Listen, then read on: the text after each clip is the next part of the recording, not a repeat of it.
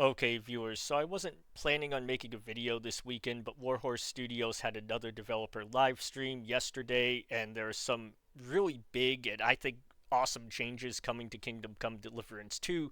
And I really wanted to go over these because I think that these changes will add a lot to the game, changing it dramatically in the course of the next month or so.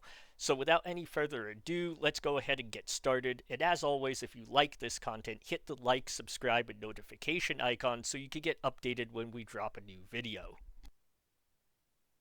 One of the things I have been the most excited for is modding in Kingdom Come Deliverance 2. Open world games like this almost always benefit from a robust modding community because it's the modding community that can truly maximize the open world experience with their creativity and creations. From this live stream, it looks like modding support will be coming in the next month.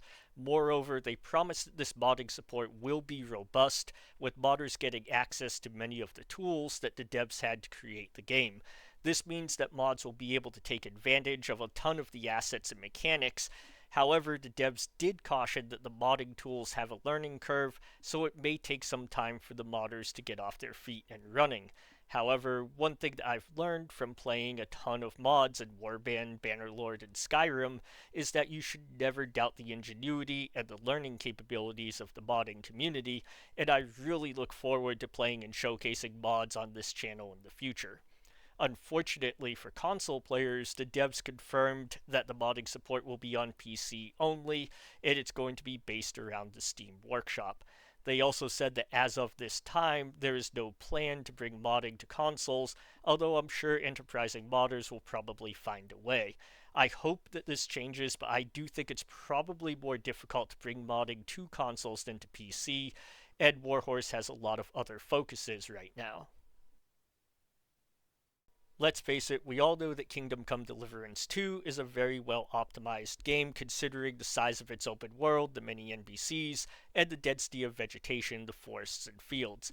However, we also know that there are a few areas that there are still performance issues in, even on a higher end gaming PC. The devs told us that they are aware of this, and a patch to release within the next month will bring more optimization improvements to the game, addressing some of the areas where players have experienced the frame rate drops. They didn't mention any areas in particular, but I am guessing Kutenberg is one place, and the other place I've experienced some performance issues is actually around the Devil's Den. I'm not sure why, it probably just has to do with all the named NPCs wandering around. However, it is good to know that these fixes are coming. And overall, once again, the game is very well optimized. So the fact that they are releasing these patches shows that they are very, very committed to making sure that this game is absolutely in the best state possible, which should be very encouraging to all of us fans. In addition, the Barbershop is coming to Kingdom Come Deliverance 2, and this is also very exciting because it's a way to customize your Henry a little bit further. I looked over some of the options on the developer livestream. There are a ton of different combinations of hairstyles and facial hair that you can use to really make Henry look the way you want him to look. There are ways that you could look like a sophisticated gentleman, or what I'll probably do, make Henry look like he just stepped out of the trailer park. And honestly, this is just one of those small improvements that will make the game feel more immersive and increase your feeling of ownership and investment in Henry. I think most players love making a unique character, and this is just a big step in that direction. It'll let me finally have a better mustache than Brabant, or sync my hairstyle with my buddy Hans Capon. The devs also mentioned that horse racing will be coming to Kingdom Come Deliverance soon. What really has me interested in this is the fact that the devs stated it's not just going to be a point A to point B horse race. Instead, there will be other things involved. For example, they highlighted that some of these competitions will also involve horse archery using a bow or a crossbow, and that's something that I think is going to be really exciting. It's not something we see in a lot of other games, and I can already see myself putting quite a few hours into trying to perfect my horsebow skills before I go and compete in these competitions.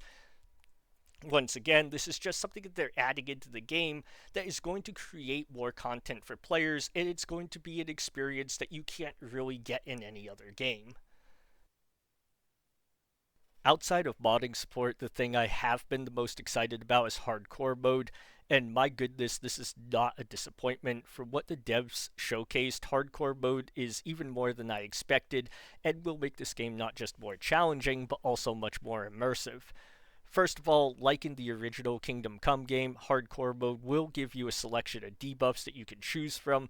And I'm not going to list them all here, but in a day or two I'll drop another video where we go over each one and their potential impact on the game. Suffice it to say that these debuffs will add a lot of thematic challenge to the game, whether it's making sneaking more difficult because you're heavy-footed or making Henry get hungry more quickly.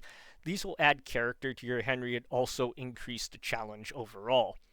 My personal favorite from Kingdom Come Deliverance 1 is also returning, which will make Henry into a sleepwalker who wakes up in random places. What's more, the devs have assured us that once again, sometimes this sleepwalking may lead Henry to unexpected rewards or unexpected dangers. Overall, the hardcore debuffs are a great way to add challenge in a flavorful, unique, and thematic manner. It's not just a difficulty slider or a difficulty setting, it's something that adds character to Henry and maybe even a little bit of charm as well, and it forces you, the player, to think things through a little bit more before you take what would otherwise be pretty basic actions.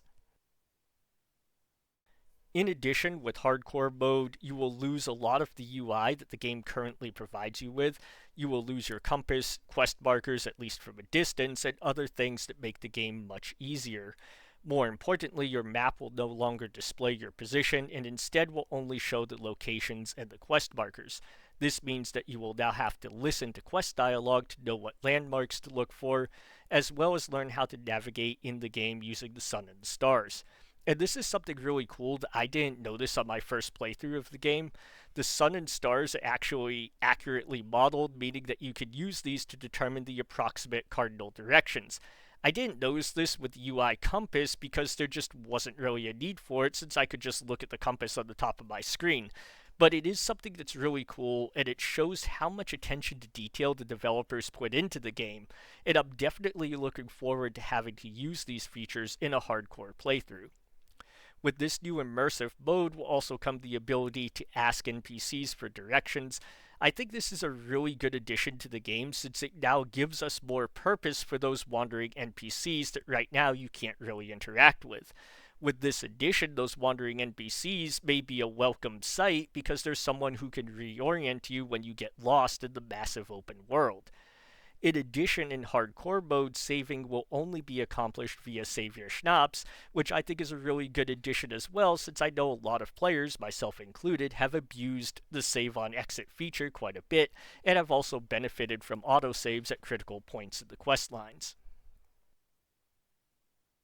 I saved some of the best changes for last. As you can tell from the videos on this channel, it's clear that I consider combat in KCD2 to be a little bit too easy, and hardcore mode is going to change a lot of this. You're going to lose all of the UI prompts for combat, such as the green shield that tells you when to defend, and instead you'll need to rely entirely on the enemy's animations to get the perfect defense, perfect dodge, or master strike. And this is a big change and something that I think will make combat noticeably harder, as well as rewarding players that are skilled and take the time to study their enemies and know the different combat moves. You'll also lose the directionals in your combat UI, which means that you'll need to do your combos based on feel or on the position of Henry's weapon on screen, and this is just another way in which you're going to be rewarded for really learning the combat system and the different combo moves. In addition, multiple combats will now be much more difficult because you won't get a green shield when an enemy attacks you from the flank. Instead, you'll need to scan your screen and maintain situational awareness to have a chance at defending against these enemies. This adds a lot of challenge to the game, and incidentally also makes me very happy that I happen to have an ultra-wide monitor. Overall, these combat changes are awesome. They aren't just adding hit points or damage to enemies, they are making combat more challenging by making the game more immersive and realistic. This is something that other developers should take note of. You don't need to buff the stats of enemies to unrealistic levels to make things hard. You can go and find ways to make the game more challenging by creating a more immersive and natural feel to it. And this is something that I think Warhorse is doing amazingly well here, and I really look forward to these combat changes and to the additional challenge that they're going to give. In conclusion, these updates are slated to drop in March, and it looks like there's going to be a huge amount of change in Kingdom Come Deliverance over this time. By the end of March, this is looking to feel almost like a new game, with hardcore modes changes dramatically impacting how players will approach a hardcore playthrough. I know I'm personally looking forward to doing a hardcore playthrough on the channel, and I'm sure many other players are as well, especially as they get comfortable with the base game and start to find it to be a little bit too easy. But what do you think? Let me know in the comments section what changes you're most excited for, and as always, take care until next time.